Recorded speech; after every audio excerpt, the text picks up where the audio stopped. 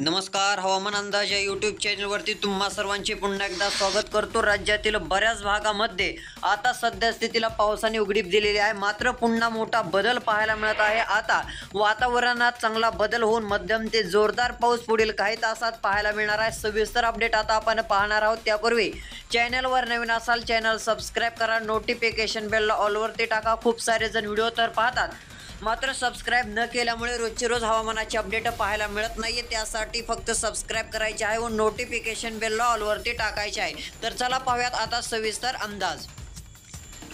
सध्या स्थितीला पाहायला गेलं तर बीड जिल्ह्यातील केज तालुक्यामध्ये दमदार पावसाने हजेरी लावलेली आहे। मात्र आता रात्रीला देखील पावसाचे वातावरण तयार होईल, मात्र सर्वच गावे घेण्याचे चान्सेस नाही आहेत।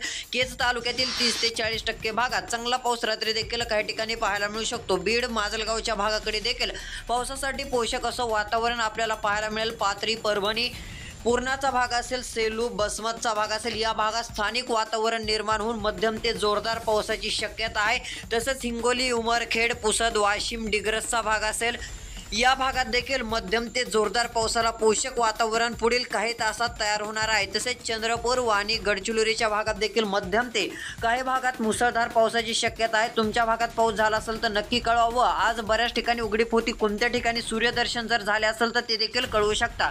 तसेच देसाईगंज, पावनी, उमरेड, चिमूरचा भाग असेल, राजुलीचा भाग असेल, या भागात मुसळधार पाऊस पाहायला मिळणार आहे। तुरळक भागात सध्या पावसाने चांगली हजेरी लावलेली आहे। काही ठिकाणी तुफान पाऊस सध्या स्थितीला बरसत आहे, मात्र आता सध्या स्थितीला याचा जोर अजून देखील वाढण्याचा अंदाज आहे। तसेच इकडे भंडारा, वरती चिखलीचा भाग असेल, मौंदा, धनपुरीचा भाग असेल, या भागात देखील मध्यम ते काही ठिकाणी जोरदार पाऊस राहील। देवणी, रावलीच्या भागात देखील मध्यम ते जोरदार पाऊस राहील। म्हणजे पूर्व विदर्भाच्या भागात मध्यम ते जोरदार काही ठिकाणी मुसळधार पावसाची शक्यता आपल्याला पाहायला मिळू शकते। तसेच इकडे पाहू शकता आता आष्टी, मोर्शी, काटोली, कोंडोली, मोजरी, आर्वी, अचलपूरचा भाग असेल, या भागात देखील मध्यम ते काही ठिकाणी जोरदार पावसाच्या सरी आपल्याला पाहायला मिळतील। काही ठिकाणी तुफान पाऊस राहील।